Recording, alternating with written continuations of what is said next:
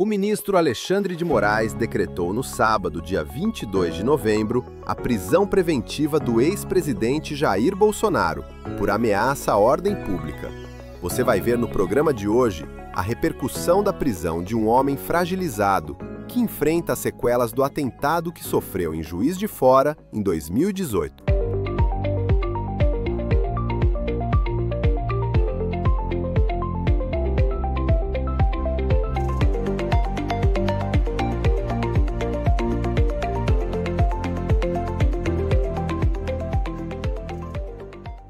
Nas redes sociais, parlamentares se pronunciaram sobre a prisão de Bolsonaro. O deputado federal e líder do PL na Câmara, Sóstenes Cavalcante, publicou na rede social X uma sequência de posts mostrando sua revolta com a prisão do ex-presidente, condenado a 27 anos e 3 meses de prisão por tentativa de golpe de Estado. Podem fazer o que quiser, Jair Bolsonaro sempre será inocente e não roubou ninguém. Ele nunca roubou ninguém, diminuiu impostos para todos os brasileiros e aumentou a arrecadação. Entregou o comando do país, mesmo tendo um presidente do TSE totalmente tendencioso. A prisão de Jair Bolsonaro é a maior perseguição política da história do Brasil. Golpe que nunca existiu! 22 milhões de multa ao PL. Dia 22 de novembro, manda prender. Coincidências de um psicopata. O senador Hamilton Mourão também publicou post nas redes sociais. O presidente Jair Bolsonaro não constitui uma ameaça à ordem pública e sua transferência para a PF mostra claramente que o arbítrio e a perseguição não têm fim. Veja o que disse o deputado federal Carlos Jordi. Pessoal, como vocês viram, está sendo amplamente divulgado hoje, nós acordamos com a prisão do presidente Bolsonaro por determinação de Alexandre de Moraes. Uma prisão que não é o cumprimento da pena, mas é uma prisão preventiva, uma medida cautelar, com a alegação de garantia da ordem pública. E aí você pode se perguntar, como assim garantia da ordem pública? Qual a ameaça à ordem pública que pode fazer um senhor idoso, com a saúde debilitada, preso dentro de casa, incomunicável? Pois é, na cabeça insana, a psicopatia que existe na cabeça de Alexandre de Moraes. A vigília pedida pelo senador Flávio Bolsonaro, filho do presidente Bolsonaro, uma vigília para que as pessoas pudessem orar em frente ao condomínio do presidente Bolsonaro e fazer com que ele possa se sentir lembrado. Isso é uma ameaça à ordem pública.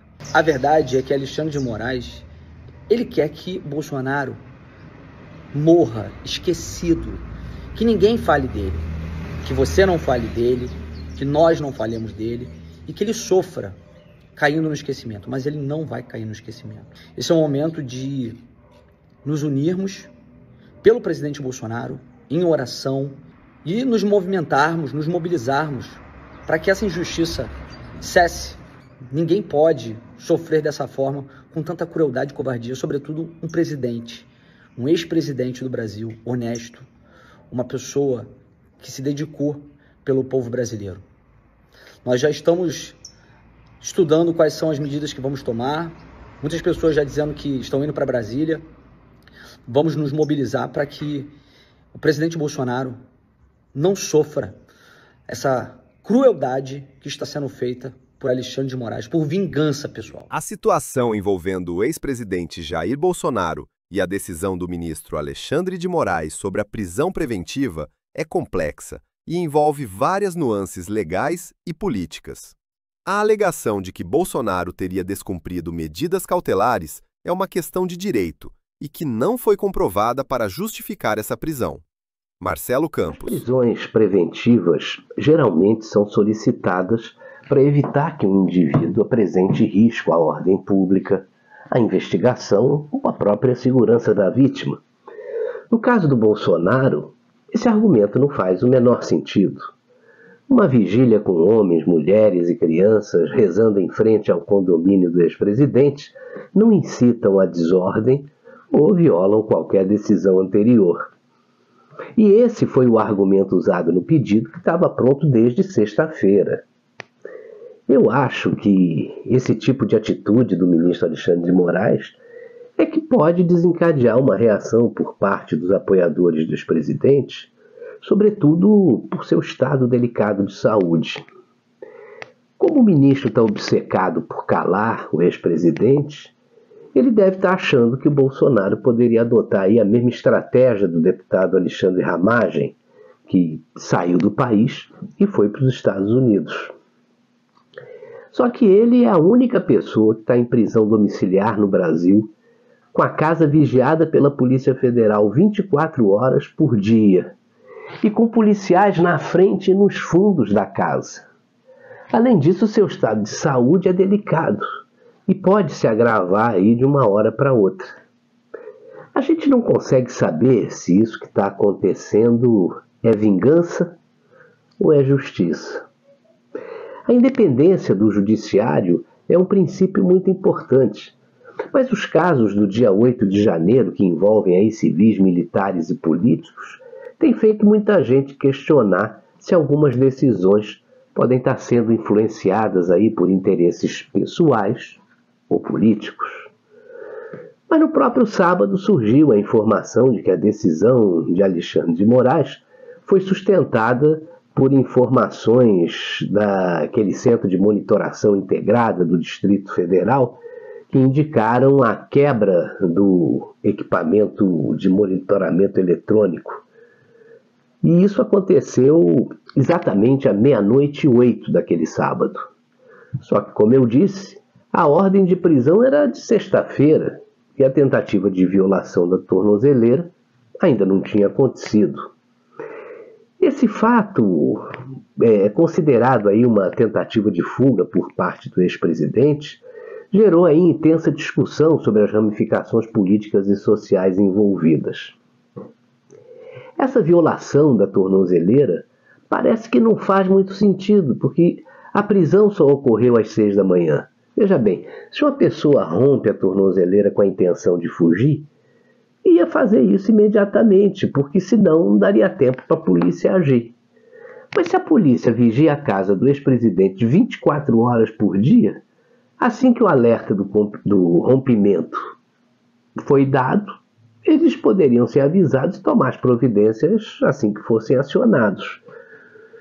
No vídeo divulgado aí que mostra a tornozeleira danificada, mas não rompida, aparece a voz do presidente Bolsonaro dizendo que havia feito um teste com a tornozeleira usando um ferro de soldar.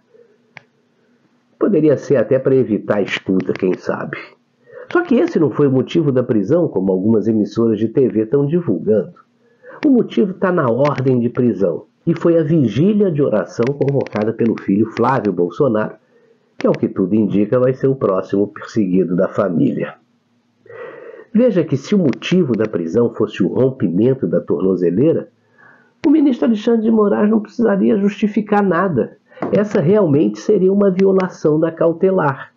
Embora essa prisão seja ilegal, porque se trata daquele inquérito relacionado ao Eduardo Bolsonaro e ao Paulo Figueiredo, que a PGR deixou o ex-presidente Jair Bolsonaro de fora.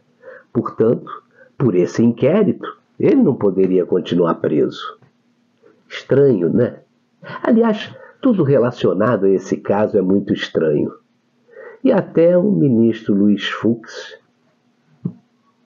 também já sabe disso. O professor de Direito Penal Ivan Araújo comentou no Jornal da Manhã da Jovem Pan News a decisão do ministro Alexandre de Moraes de decretar a prisão preventiva de Jair Bolsonaro. Para o advogado, a premissa de fuga do ex-presidente não se sustenta, já que sua casa era vigiada 24 horas pela polícia. Segundo ele, a medida foi mais política do que jurídica. Essa medida tomada fica mais uma impressão de uma medida mais política do que jurídica, porque o trânsito em julgado está para ocorrer logo na sequência. E nós temos ali, ele está cumprindo prisão. A Polícia Federal ela já está ali na casa do Jair Bolsonaro, ela já está no entorno. Poder-se pensar até num reforço da segurança no entorno. A chance de fuga, por exemplo, já mencionada, ela é quase insignificante. Então, esse posicionamento, essa decisão hoje, que não guarda, não tem apoio na jurisprudência e nem na doutrina, porque ela é baseada numa possibilidade, numa situação abstrata, eu entendo que isto efetivamente não tem o apoio direto do artigo 312 do Código de Processo Penal, que é a regra que permitiria a prisão nesses casos para a garantia da ordem pública. Jurídica. Veja como reagiu o deputado Eduardo Bolsonaro. Pessoal, estou vendo aqui as notícias agora. Em breve vou começar a dar algumas entrevistas, mas de antemão já queria mandar para vocês aqui para não desanimarem. O nosso adversário quer que estejamos desesperados. Ele intencionalmente espera que a reação a isso tudo seja um desânimo e aquele sentimento de já acabou. Não acabou. Nós somos corajosos, nós temos a verdade ao nosso lado e também temos instrumentos. Então a gente vai continuar, agora sim, mais do que nunca, trabalhando para se fazer justiça no Brasil. Que começa, vocês sabem, com a pauta da anistia. É chegado o momento de colocar a energia máxima e não permitir mais que o Brasil seja o quintal de ditadores. Daqui a pouquinho a gente fala um pouquinho mais aqui nas minhas redes sociais também. Um abraço, fiquem com Deus. E já tem gente especulando que a prisão de Bolsonaro teve a intenção de servir como cortina de fumaça para o escândalo do Banco Master, que pagou milhões para escritórios de advocacia, incluindo o da esposa do ministro Alexandre de Moraes. Vamos aguardar, porque ainda teremos muitos desdobramentos. E por hoje é só. Estaremos de volta na próxima segunda-feira ou em uma edição extraordinária do nosso programa. Tenha uma boa semana!